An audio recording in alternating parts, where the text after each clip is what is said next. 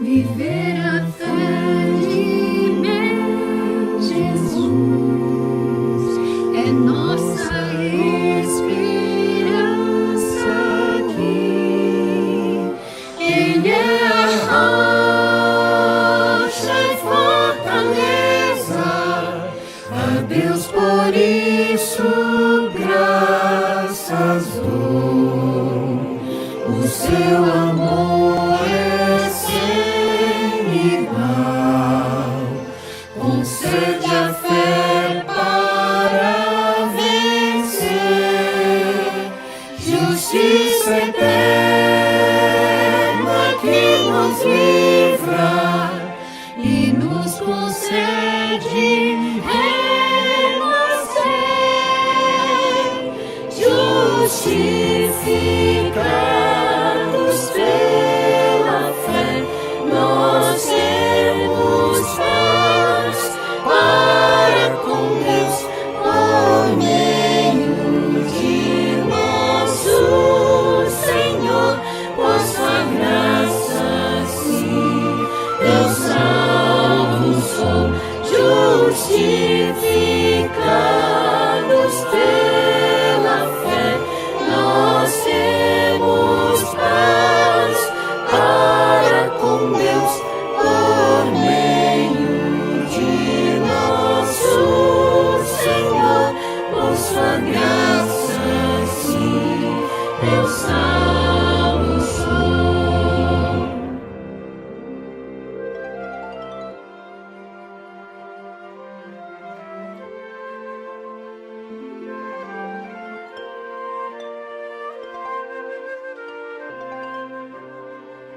Viver a vida de Jesus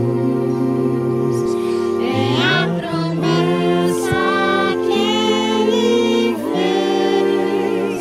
Ele é a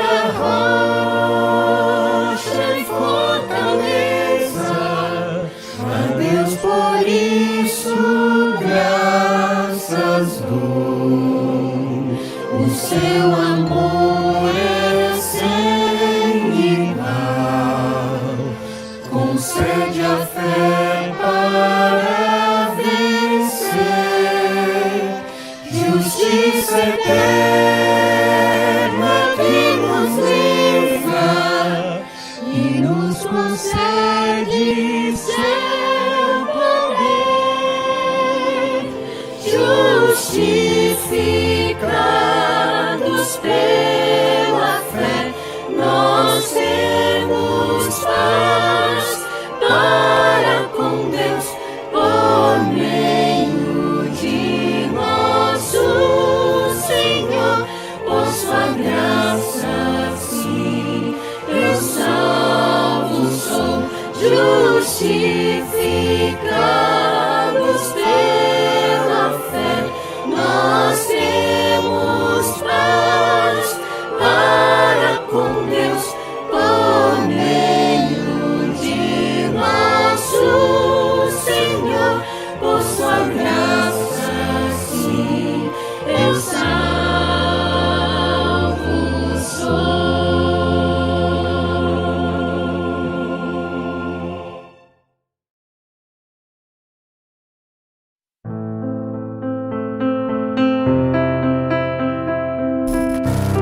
Bilhões de dólares gastos com recursos eletrônicos e gráficos nunca iluminarão a Terra com a glória de Deus. O que nós precisamos, o que nós mais necessitamos é de ouvir esta mensagem, de entender esta mensagem e de viver esta mensagem pela graça do Senhor Jesus Cristo. A partir então deste congresso, a pergunta não será mais sobre o que aconteceu no passado, o que fizeram com a mensagem, mas a pergunta será o que nós vamos fazer com a mensagem, o que você vai fazer com essa luz. E é muito interessante e até importante nós notarmos que nós encontramos na Bíblia, na Palavra de Deus, dois tipos de reações diferentes do povo quando eles ouvem a sua própria história, não é mesmo, Valtinho? Exatamente. No livro de Atos, no capítulo 2, no discurso de Pedro, Pedro está falando a respeito de uma história de rejeição, uma história de morte em que a nação de Israel havia matado o Messias. Em determinado momento, nesse discurso, nesse sermão, ele fala a respeito do rei Davi e do descendente de Davi, aplicando a Jesus como este descendente e informando aqueles que ali ouviam que este Cristo havia ressuscitado de dentre os mortos e agora estava com o Pai assentado em seu trono. E no capítulo 2, no verso 37, nós lemos o seguinte: ouvindo eles estas coisas, compungiu-se-lhes o coração e perguntaram a Pedro e aos demais apóstolos: que faremos, irmãos? Então no verso 38, Pedro nos dá a resposta: arrependei-vos. No mesmo livro, no capítulo 7 do livro de Atos, nós temos o discurso de Estevão. Estevão ali está retratando toda a história de Israel, desde Abraão, e ele culmina esta história na rejeição do Messias. E no verso 54, a Bíblia nos diz: ouvindo eles isto, enfureciam-se no seu coração e rilhavam os dentes contra ele. Então a questão é, nós vamos aceitar a nossa história ou nós apedrejaremos Estevãos? Que Deus nos ajude, que Ele envie o seu Santo Espírito para que nos ajude a entendermos e a vivermos esta tão preciosa mensagem. Quem nos trará a mensagem dessa noite é o irmão Aquiles Camar. Aquiles tem 27 anos, foi batizado na Igreja Adventista há 10 anos e há 10 anos também se casou. Ele tem 2 filhos. Há 6 anos ele mora no campo junto com a sua família. Aquiles se formou no Instituto de Educação e Saúde de Taquara e atualmente é obreiro do Instituto de Agricultura e Evangelismo. Também é membro regular da Igreja Adventista do Sétimo Dia de Capitólio. O nosso desejo é que o Senhor o utilize de forma poderosa. Olá, que a graça de Jesus, o amor de Deus o Pai e a comunhão do Santo Espírito esteja com todos nós. Meu nome é Aquiles. Para mim é um privilégio muito grande estar aqui com os irmãos participando deste congresso. Queria agradecer primeiramente a Deus e também ao Ministério Lembra-te pelo convite. Bem, a proposta desse congresso é muito interessante. Estudar a nossa história, um pouco da nossa história, ver como o povo de Deus tem agido no passado. E é muito importante, Ellen White ela diz que não temos o que temer quanto ao futuro, a não ser que nos esqueçamos como Deus tem nos conduzido no passado. Então, se estudarmos a nossa história, analisarmos como o povo de Deus, desde a época de Israel, tem agido, tem se encaminhado e como Deus tem guiado, certamente iremos rumo a Canaã, certamente. O tema que vamos estudar hoje tem como título o seguinte: se H. Jones ensinou o perfeccionismo. H. Jones ensinou o perfeccionismo? É a pergunta que eu faço a vocês. Muitas pessoas, inclusive alguns pastores, alguns teólogos da igreja hoje, já escreveram alguns artigos, já escreveram em revistas oficiais da nossa igreja, que o pastor H. Jones, principalmente ele, o Wagner também, mas principalmente o pastor H. Jones, ele ensinou o perfeccionismo e ensinou a heresia da carne santa. Mas será que é verdade? Vamos analisar um pouco a história. Antes, eu queria que os irmãos abrissem a Bíblia em 2 Coríntios, capítulo 13, versículo 8. Olha só que interessante. Paulo diz enfaticamente o seguinte: porque nada podemos contra a verdade, senão pela verdade. Meus irmãos, nada podemos contra a verdade. Contudo, no entanto, porém, mas, devido à nossa inclinação para o mal, devido ao nosso eu estar bem amadurecido em nossos corações e não a Jesus estar amadurecido, o que fazemos? Somos relutantes em ir a favor da verdade. Somos relutantes em seguir os caminhos que Deus nos dá. Então, o que acontece? Nós temos dificuldades de seguir o que está escrito em 2 Coríntios 13, versículo 8. Então, nós vamos contra a verdade. E há várias maneiras de ir contra a verdade. eu posso rejeitá-la voluntariamente, eu posso ignorá-la, eu posso abafar as convicções do Espírito Santo, eu posso abafar as convicções que Deus envia em meu coração através do Espírito Santo, várias maneiras. Mas, na minha humilde opinião, há uma maneira muito, muito maléfica, uma falácia desonesta, uma maneira muito desonesta de ir contra a verdade. E qual seria? Descredibilizar os mensageiros, os portadores da mensagem que Deus dá. Muitas pessoas agem assim. Às vezes vem um mensageiro, como aconteceu com Waite Jones, com Wagner, com a mensagem divina, uma mensagem do céu, e proclama no sonido certo ao povo. E o povo não aceita a mensagem. Só que antes deles irem contra os argumentos daquela mensagem, o que eles fazem? Eles vão contra a própria pessoa. Eles fazem ataques pessoais. Eles falam contra a pessoa, eles falam mal do caráter da pessoa, questionam o comportamento dela. E não foi diferente com os portadores da mensagem de 1888. Waite Jones e Wagner, desde aquela época, sofreram ataques pessoais e ainda hoje sofrem muitos ataques pessoais, muitos. A estratégia é muito falaciosa. Primeiro, eles descredibilizam o mensageiro. Eles tentam colocar o mensageiro diante do público numa situação bem complicada. Aí depois que o público começa a olhar o mensageiro com certo preconceito, aí eles começam a mostrar os argumentos da mensagem desses mensageiros de forma preconceituosa, de forma duvidosa. Aí as pessoas, quando olham o mensageiro, falam, eles foram assim, eles tiveram certos desequilíbrios, eles tiveram certos comportamentos estranhos, então eles já começam a descredibilizar automaticamente a mensagem. Eu queria mostrar para vocês alguns exemplos dessas difamações pessoais que se faziam e que hoje ainda se fazem contra os pregadores de 1888, principalmente Waite Jones e Wagner. Olha só essa citação aqui, está em Parósia, primeiro e segundo semestre de 2009. Diz o seguinte: Jones sempre teve tendências à autossuficiência e superioridade em relação às demais pessoas. E essa foi a principal causa de seu declínio espiritual. Olha só. Olha o que diz aqui, ó. Já em 1888, no ano em que teve a grande assembleia lá em Minneapolis, no ano em que eles trouxeram a mensagem que Ellen White, inspirada por Deus, disse: essa mensagem é divina. Já em 1888, ele teve sérios conflitos pessoais com Ray Smith e outros. A grande popularidade de Jones na década de 1890 contribuiu para o desenvolvimento de sua arrogância e extremismo religioso, teológico. Olha só que coisa terrível.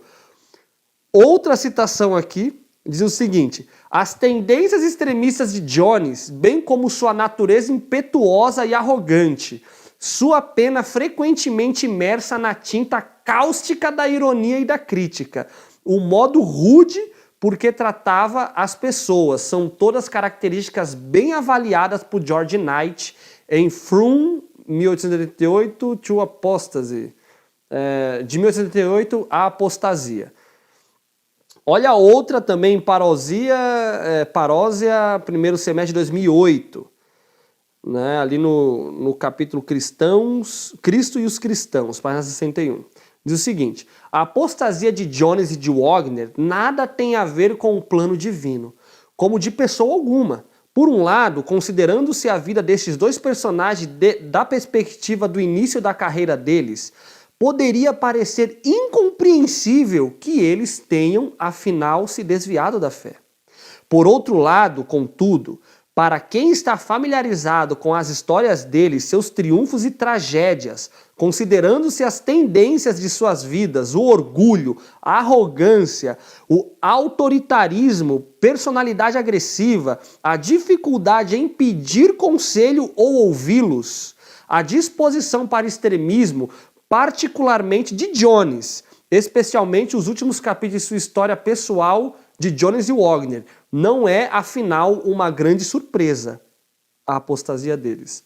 O maior legado de Jones a seus herdeiros modernos foi sua imbatível teimosia. Meus irmãos, essa citação aqui para mim é extremamente terrível. Porque todas, mas essa aqui em especial. Porque que legado que esses dois personagens, A.T. Jones e Wagner, deixou para o povo de Deus.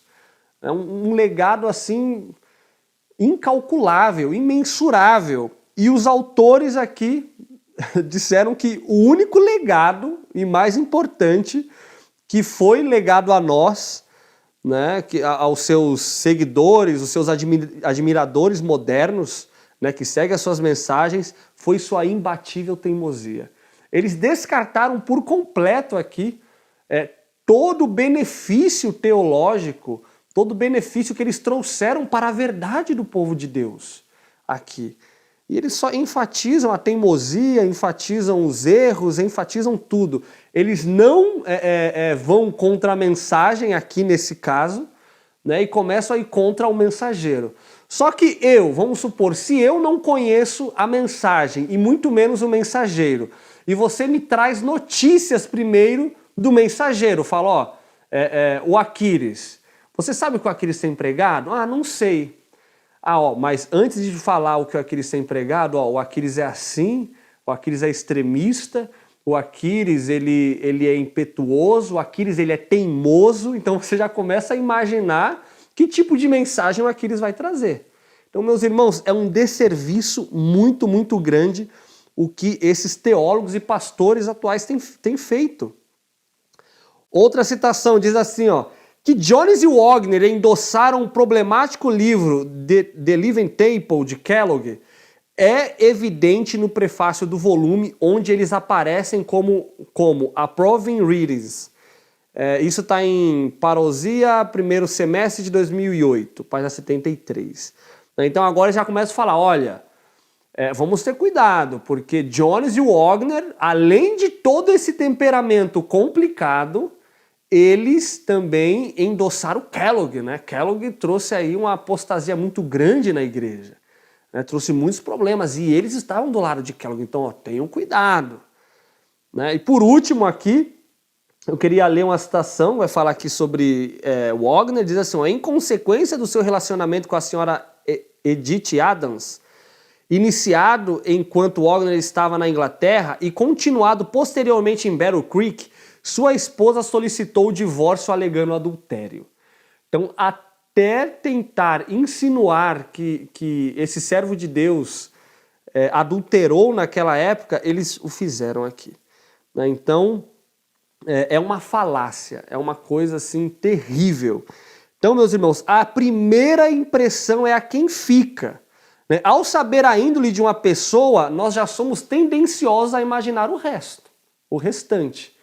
Então, meus irmãos, eu mesmo, recentemente eu participei de um congresso, a mensagem foi muito interessante, mas um dos pregadores, pelo que pareceu, ele tinha certo preconceito a esses mensageiros, né, A.T. Jones e Wagner, e ele trouxe assim vários argumentos, não contra a mensagem deles, mas principalmente contra a personalidade, o caráter, né? Isso é um desserviço muito grande. Meus irmãos, antes de tudo, de ouvir, vamos ser bereanos, vamos estudar, vamos avaliar, vamos estudar a nossa história. Tem registros, tem muitos registros que historiadores deixaram. É verdade que A.T. Jones, posteriormente, ele se afastou da igreja, tá? Mas o próprio George Knight, que eu discordo dele em várias coisas, teologicamente falando, ele é um pastor bem liberal, mas mesmo assim ele sendo liberal, ele fez uma biografia de A.T. Jones e ele diz que A.T. Jones não se afastou da fé. Né? A.T. Jones ele se afastou da administração da igreja, né, e não da fé em si. E por conta disso que ele se afastou da igreja, muitos pregadores e muitos adventistas hoje questionam muito se a mensagem dele ainda é válida. Muitos questionam, olha, será que ainda é válida? Será que realmente ele foi um pregador de Deus? Porque posteriormente ele se afastou da igreja. né? Mas enfatizando aqui, ele se afastou da administração da igreja, ele teve problemas com a administração e não com a fé em si. Mas mesmo assim, vamos supor que A.T. Jones tenha se afastado da fé, tenha se apostatado, né? Existem relatos que o Wagner realmente saiu da fé, né? Mas vamos supor que os dois viraram hereges de fato. Mesmo assim, isso não é desculpa para rejeitar aquela mensagem. Ellen White, ela escreveu na carta 24 de 1892 o seguinte, ela faz aqui uma diferença muito importante entre o mensageiro e entre a mensagem. Olha só o que ela diz: caso Jones e Wagner caiam, né, na fé no caso, não será isto uma prova de que não tiveram uma mensagem de Deus ou que a sua obra tenha sido um erro. Olha que interessante. Caso isto acontecesse, eles caíssem, quantos tomariam esta posição? Caindo no engano fatal, porque não são guiados pelo Espírito de Deus. Eles andam na cegueira dos judeus. Sei que muitos tomariam exatamente essa posição se um destes homens caísse. Então, meus irmãos, ela deixa aqui claro que se o Wagner, se A.T. Jones, posteriormente se apostatassem, isso não quer dizer que a mensagem que eles trouxeram a partir de 1888 seria uma heresia, seria uma mentira, tá? Isso é um engano. Então, enfim, nós já vimos aqui as acusações feitas contra a pessoa, contra a personalidade, o caráter de A.T. Jones, mais especificamente, e de Wagner. Nós vimos aqui que muitos são contra, mas Ellen White fez uma diferença muito grande entre mensagem e mensageiro. Agora, o que dizer das críticas quanto à mensagem deles? Porque as críticas não param apenas na personalidade desses pregadores, né? Muitas críticas existem contra a mensagem, né? E é até o título da mensagem de hoje, do nosso estudo. Será que A.T. Jones de fato ensinou o perfeccionismo? O perfeccionismo ele existe, meus irmãos. O perfeccionismo ele é uma heresia, ele é perigoso, tá? Desde os dias de Ellen White, o perfeccionismo existe e arrastou muitos irmãos e ainda hoje está presente em nosso meio. Mas será que A.T. Jones ensinou a carne santa? Ensinou o perfeccionismo? Na revista Adventista, né, na Adventist Review, de 6 de agosto de 1981, tem um registro muito interessante, que diz o seguinte: parece haver paralelos impressionantes entre a experiência do povo de Deus por volta de 1888 e nosso próprio tempo.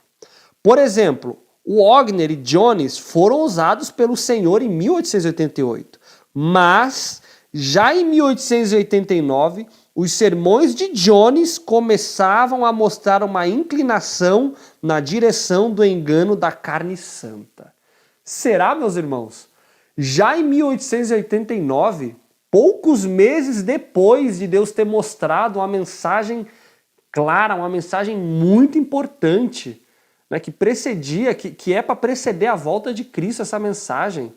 A mensagem do terceiro anjo. Ellen White, por vezes, pelo menos eu conheço umas 3, 4 citações que Ellen White diz claramente que a mensagem dada por esses pregadores em 1888 é a mensagem do terceiro anjo. E essa é a nossa missão, de proclamar a terceira mensagem angélica. Será que logo após, poucos meses depois, eles já caíram no engano da carne santa? Será?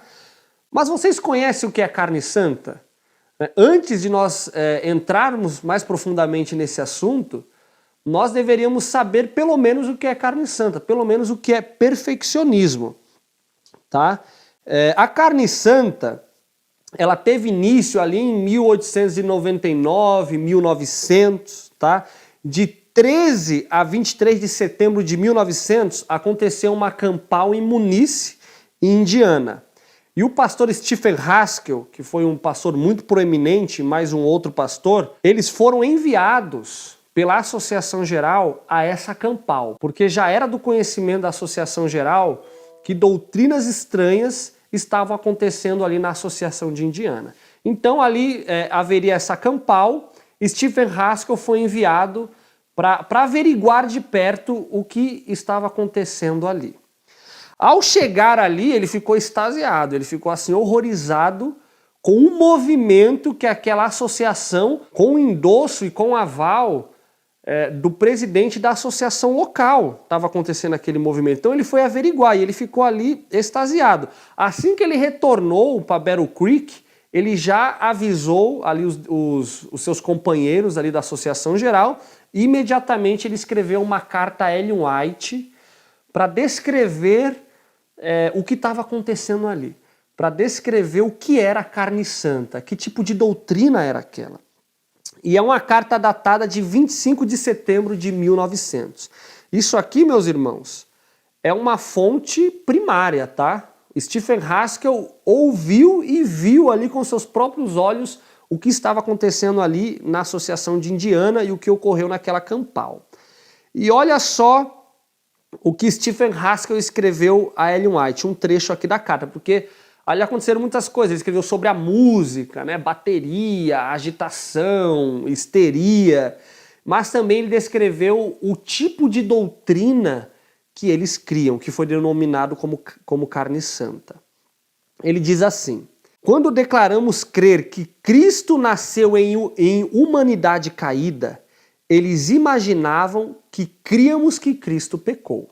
Então Stephen Haskell já começa a falar isso para ele. A gente falou, ó, quando nós falamos que cremos que Jesus veio com a decaída humanidade, natureza humana decaída, eles imaginavam que nós estávamos acusando Cristo de um pecador. Apesar de havermos declarado nossa posição de maneira tão clara que parecia não haver quem pudesse interpretá-la mal. O argumento teológico dele sobre este aspecto em específico parece ser este: creem que Cristo tomou a natureza de Adão antes da queda. Revestiu-se assim da humanidade conforme ela era no Jardim do Éden. E, portanto, a humanidade era santa. E esta era a humanidade que Cristo possuía. E agora dizem eles: chegou para nós o tempo determinado para nos tornarmos santos naquele sentido. E depois de termos a fé para a transladação e nunca mais morreremos. Olha só que doutrina mais esquisita. Eles criam que Jesus possuía a natureza humana antes de Adão, então eles reivindicavam esse mesmo estado, né? E eles falavam, agora nós vamos ter uma fé da transladação. Ellen White, assim que recebeu essa carta, ela leu e logo em seguida já respondeu. No dia 10 de outubro de 1900 ela respondeu. A carta 132. E ela diz assim, ó: em janeiro último, o Senhor me mostrou que teorias e métodos errôneos seriam introduzidos em nossas reuniões campais. A mensagem do terceiro anjo deve ser mantida livre das invenções baratas e miseráveis das teorias humanas preparadas pelo pai da mentira e mascaradas como a brilhante serpente usada por Satanás como meio de enganar nossos primeiros pais. Então Ellen White aqui ela foi clara, ela já falou, ó, essas teorias, né, essas doutrinas que eles têm ensinado ali em Indiana são teorias baratas, são métodos errôneos, né, que são invenções que vieram lá do pai da mentira, do próprio Satanás. Então, meus irmãos, isso que é perfeccionismo, tá? Existe uma confusão muito grande em definir o que é perfeccionismo. O povo que crê em vitória sobre o pecado, que crê em perfeição cristã é perfeccionista. Não. Já me acusaram, uma vez eu conversei com uma pessoa e ele insistia que eu cria na carne santa. Eu falei, meu irmão, você sabe o que é carne santa? Aí eu falei algumas coisas com ele, aí ele meio que ignorou e tal, mas isso que é carne santa, meus irmãos, isso que é perfeccionismo. Tá? Isso é o perfeccionismo original, a carne santa original. É crer que Cristo veio com a natureza de Adão antes da queda, tá? E como Jesus é o meu modelo, porque Ellen White tem dezenas, se não centenas de citações que afirma isso, que Jesus é o meu modelo, então, já que ele é meu modelo e ele tem a carne santa, principalmente ali eles advogavam que principalmente na experiência do Getsemane, que Jesus ele conseguiu esse estado de carne santa.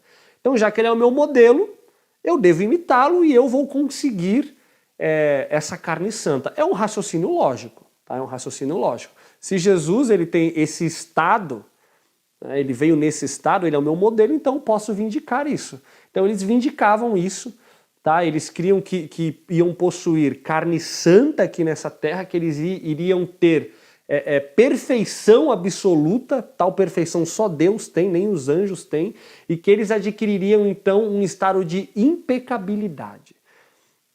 Tá? Eu sugiro que os irmãos, eu não lembro o capítulo, mas em Mensagens Escolhidas, volume 2, se eu não me engano, tem um capítulo ali que vai mostrar todo o argumento de Ellen White, que foi dado ali na Assembleia da Associação Geral de 1901, tá, contra a carne santa. E ela vai falar ali coisas bem interessantes contra o perfeccionismo. Eu queria dar ênfase sobre o estado de impecabilidade que os seguidores dessa doutrina lá indiana criam, tá, e que muitos acusam aqueles que creem em perfeição cristã, muitos acusam de eles são perfeccionistas e creem no estado de impecabilidade. Meus irmãos, impecabilidade só Deus, tá? Nem Adão, antes da queda, tinha um estado de impecabilidade. Ele veio a pecar. Nem Satanás, né, tendo o selo da perfeição, como diz a Bíblia, tinha estado de impecabilidade. Né? É impossível pecar. Ok? Então, nós não somos calvinistas. Uma vez salvo, salvo para sempre. Né? Me converti, então nunca mais vou pecar, nunca mais vou me perder. Tá? O único que pode ter perfeição absoluta em um estado de impecabilidade é a divindade, é Deus. Tá? Até os anjos, tá? Os anjos podem errar, podem pecar. Ok? Então vamos avançar. Uma vez que nós entendemos o que é perfeccionismo, o que é carne santa, então vamos avançar em nosso estudo e vamos ver se realmente A.T. Jones ensinou esta heresia do perfeccionismo e da carne santa. Olha, se ele ensinou essa heresia, nós podemos aqui detectar pelo menos 3 grandes consequências muito graves. Tá? A primeira, a mensagem de 1888 ficará completamente desacreditada. Se Jones ou Wagner podem ser acusados de ensinarem a heresia ou o fanatismo durante a era de 1888, a igreja seria tola em dedicar a atenção à mensagem deles. O segundo problema, se Jones estava se desviando já em 1889, né, poucos meses depois de 88, na direção do erro da carne santa, Ellen White deve também ser considerada ingênua e fanática. Durante sua longa e destacada carreira, ela nunca em tempo algum ofereceu endosso a alguém tão repetida e entusiasticamente como fez com a mensagem e trabalhos de Jones de 1888 até 1896. Esse segundo ponto aqui, ele é bem grave, porque Ellen White enfaticamente endossou as mensagens de Jones. Né? De 88 a 96, ela vez pós vez, né, escreveu ali endossando os sermões. Ela inclusive fez turnês, não só com o Jones, mas com o Wagner também, pregando essa mensagem. Não foi só em 88. Então, se já em 89 ele se inclinou ao fanatismo do perfeccionismo, então Ellen White estava com algum problema ali. O terceiro ponto grave é o seguinte: a única mensagem que Ellen White sempre identificou como um genuíno começo do dom do Espírito Santo na chuva serôdia e do alto clamor é a dos mensageiros de 88. Se esta quase imediatamente moveu-se no rumo do fanatismo da carne santa, como podemos confiar em qualquer mensagem semelhante que o Espírito Santo possa inspirar no futuro? Então também é um ponto a raciocinar. Se logo após essa mensagem veio fanatismo, né, então como podemos identificar e como podemos ter segurança que outras mensagens não vão gerar também danos, né, inclinados ao fanatismo? Precisamos entender, meu irmão, que há muita diferença entre perfeição cristã e perfeccionismo. Meu irmão, perfeição cristã nada mais é do que Cristo te dá o poder, né, através da graça, para você viver a lei, para você vindicar o caráter dele. Isso é perfeição cristã, que não tem nada a ver com perfeccionismo. Olha o que Ellen White diz aqui na Review and Herald de 15 de março de 1906. Cristo veio à Terra e viveu uma vida de perfeita obediência. Isso é inquestionável. Para quê? Para que os homens e mulheres, por meio de sua graça, pudessem viver vidas de perfeita obediência. Isso é necessário para a salvação. Tá, meus irmãos? Isso é necessário para a salvação, né, como diz essa citação. E também aqui, se a gente abrir em Hebreus, diz praticamente a mesma coisa, Hebreus 12, 14 diz: segui a paz com todos e a santificação, sem a qual ninguém verá a Deus. Tá? Outra citação de Ellen White, Sign of the Times, dia de 24 de fevereiro de 1898, diz o seguinte: ele, Jesus, não veio salvar o homem no pecado, mas do pecado. E todos que sentem a necessidade de um Salvador e vão até ele, crendo em seu poder, obterão a vitória sobre o pecado. Isso é perfeição cristã. A mensagem de 88 tinha essa mensagem também embutida dentro. Perfeição cristã, a graça de Cristo nos imbuindo, nos enchendo, para que assim possamos viver vidas como Jesus viveu, o nosso exemplo. Então isso é perfeição cristã. Já o perfeccionismo é isso que já vimos anteriormente. Crer através da força do braço, que podemos ser perfeitos absolutamente, uma coisa que só Deus é, só Deus pode ser, aqui nesta terra. Vindicar um estado de impecabilidade, né? Crer que podemos ter carne santa aqui. Tá? Isso é perfeccionismo. O próprio Jones, ele fez alusão a essa problemática da carne santa em 1899. Tá? E ele escreveu um artigo intitulado A Carne Pecaminosa. E neste artigo ele escreveu algumas coisas, né, que vão explicar bem a perfeição cristã e o perfeccionismo. Eu queria ler com vocês este artigo, uma parte dele, né, que foi registrado na Review and Herald do dia 18 de abril de 1889. O título Carne Pecaminosa. Isso é Jones escrevendo. Será que realmente ele ensinou a carne santa? Olha só o que ele vai escrever. Há um sério e muito preocupante erro mantido por muitas pessoas. Esse erro consiste em pensar que quando se convertem, sua velha natureza pecaminosa é eliminada. Em outras palavras, cometem o erro de pensar que estão livres da carne por ela ter sido retirada completamente delas. Então, quando descobrem que a coisa não é assim, quando verificam que ainda estão com a mesma velha carne, com suas inclinações, seus bloqueios e seduções, veem que não estão preparados para isso e se desanimam. Ficam pensando que nunca se converteram afinal. A conversão não reveste de nova carne o velho espírito, mas um novo espírito é posto na velha carne. Ela não se propõe a cobrir a velha mente com a nova carne, mas uma nova mente posta na velha carne.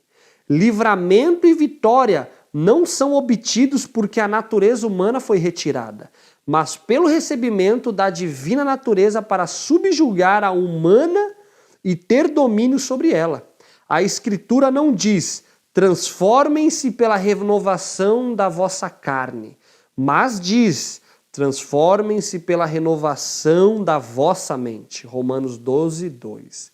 Seremos transladados pela renovação de nossa carne, mas devemos ser transformados pela renovação das nossas mentes. Um artigo bem interessante. Ele deixa muito claro aqui que o perfeccionismo e a carne santa é um erro, e ele não apoiava. Tanto Jones quanto Wagner, eles foram contra a doutrina da carne santa. Além do artigo que nós lemos anteriormente aqui, que é de 18 de abril de 1899, tá? De 11 de dezembro de 1900 até dia 29 de janeiro de 1901, né, eles publicaram uma série de artigos que se opunham a essa heresia. O líder do fanatismo em Indiana, o pastor Donald, publicou um artigo no Indiana Reporter opondo-se a Jones, indicando que ele entendeu os artigos como uma refutação de seu ensino. O Wagner também se opôs à doutrina da carne santa em sermões proferidos na Assembleia da Associação Geral de 1901. Então, meus irmãos, basta estudar nossa história. Tá? Fica muito claro que tanto Jones quanto Wagner nunca ensinaram perfeccionismo, nunca ensinaram a carne santa e muito pelo contrário, eles foram enfaticamente contra. Tá? E enfatizando aqui, se eles declinaram ao fanatismo poucos meses depois da Assembleia de 88, então, consequentemente, Ellen White também era uma fanática e uma perfeccionista. Tá? Eu queria ler aqui uma citação de Ellen White, que está na carta O19 de 1892. Diz o seguinte: tenho profunda angústia de coração porque vi quão prontamente uma palavra ou ação do pastor Jones ou do pastor Wagner é criticada. Então, meus irmãos, é triste. A própria Ellen White, ela deixou registrado que ela ficava profundamente triste, deprimida, ao ver como esses dois mensageiros de Deus eram descredibilizados, sofriam ataques pessoais e também ataques em sua mensagem. Não é diferentemente hoje, meus irmãos. Então vamos estudar a história, vamos nos apegar no que está escrito, ao testemunho e à lei. Senão não veremos a alva e não vamos conseguir prosseguir rumo a Canaã. Meus irmãos, espero que tenha ficado claro esse estudo. Espero que os irmãos tenham entendido que o pastor Jones e o pastor Wagner, eles nunca ensinaram a heresia da carne santa. Eles foram completamente contra esse ensinamento. Tá? Eu motivo os irmãos a assistirem desde a primeira palestra até a última. Assistam, reassistam, estudem a história para que não possamos cometer os erros do passado. Então eu queria convidar os irmãos a encerrar comigo com uma oração. Então oremos. Grandioso Deus e eterno Pai que habita nos altos céus, santificado seja o teu nome. Somos gratos, Senhor, porque o Senhor não nos deixa desamparado. Temos a Bíblia, temos o Espírito de profecia e também temos a história ao nosso favor. Que o Senhor nos ajude a estudarmos, que o Senhor nos ajude a termos equilíbrio, que o Senhor nos ajude a entendermos a mensagem de 88. E ao entendermos, Pai, que o Senhor derrame o Teu Santo Espírito, que o Senhor derrame a chuva ser hoje e capacite o Teu povo, capacite a Tua igreja, capacite, Senhor, os nossos ministros, para que juntos possamos honrar o Teu santo caráter e ir rumo a Canaã, Senhor. Que o Senhor possa regressar em nossa geração. É o que te rogamos, Pai, no nome e no sangue de Jesus Cristo, Senhor.